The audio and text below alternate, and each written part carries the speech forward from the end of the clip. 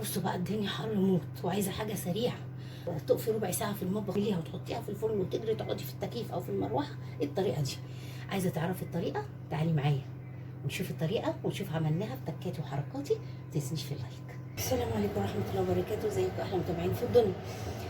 هعمل لكم بقى صينيه للحرانين اللي زهقانين، حاجه خفيفه كده كمان مش هتحمي على الصدر في الحر اللي احنا فيه ده. هتعمليها وتحطيها في الفرن وتجري تقعدي بره. ماشي. دي هنا عندي هنا بصل وفلافل، وبصل وفلافل وبهارات بقى، الملح والفلفل والكمون والكزبره والثوم باودر، بصل باودر، بابريكا. ده كله ضربته في الكبه، بس ايه زي ما انتم شايفين كده مجروش.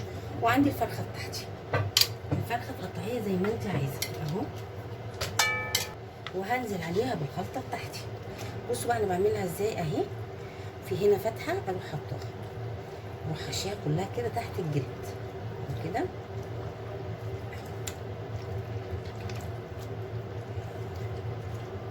ولا تحطي ميه ولا تحطي حاجه، هي هتنزل ميتها مع الخضار ده كله، هينزل لك الميه وكلي احلى صوص في الدنيا. وهنعمل جنبه حبه بقى رز معمر ما اقولكيش عليه اهي كده اهو. كده اهو صينيتنا كده خدت مننا وقت، ما خدتش وقت. هنروح فيها على الفرن عالي. الاول هنغطيها بفويل، وبعد كده هنحطها في الفرن عالي في الرف الوسط. هتاخد مثلا نص ساعه، وبعد كده نشيل الفويل ونخليها وشها تتحمر.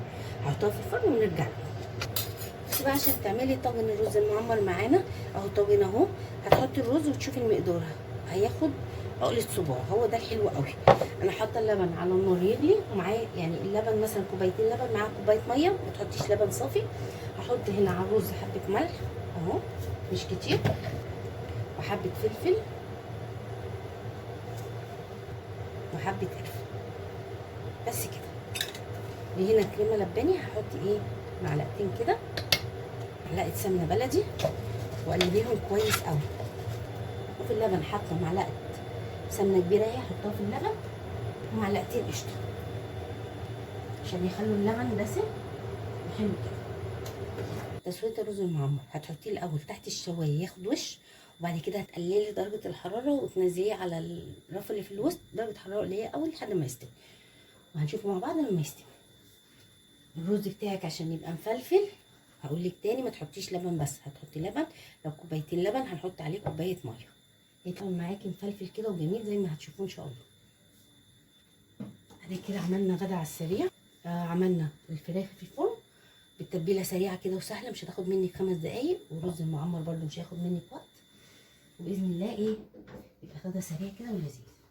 الرز اللبن غلي كده، وهنزل عليه بسم الله.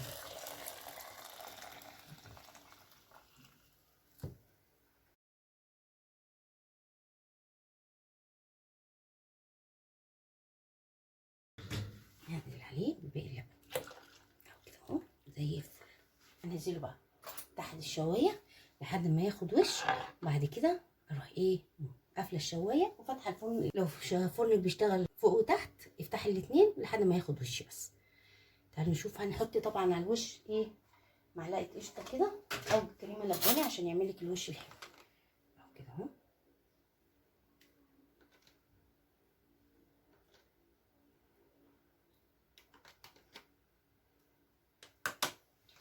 هحطه في الفرن وارجع لكم لما ايه الاكل بتاعنا يستوي. رجعنا لكم تاني بعد ما عملنا الفراخ اهو. في ثواني ممكن تعمليها وتحطيها في الفرن، ومعاها الرز المعمر تحفه تحفه تحفه اهو. شايفين وشه عامل ازاي بس سخن طبعا. وعملت لهم عصير فراوله باللبن. بصوا الصوص تحفه بجد تحفه. ايه رايكم في الجمال؟ بصوا بصوا بقى كمان، بصوا اللون. عايزه اقول لكم اهي بصوا اللون وحلاوته. تنفع بقى ايه تعمليها في احلى عزومه في الحر اللي احنا فيه ده. بصوا الرز المعمر، بصوا احلى رز معمر ده ولا ايه؟ ولا الصوص بقى ما اقولكوش، الصوص حكايه لوحده اهو. بصوا الصوص تحفه تحفه بجد تحفه. يا رب طريقتي تكون عجبتكم. كل سنه وانتم طيبين، وده فطارنا النهارده. تعالوا شرفونا وبألف هنا وشفا على اللي هياكل. يا رب يكون عجبكم، وما تنسوش في اللايك والشير. السلام عليكم.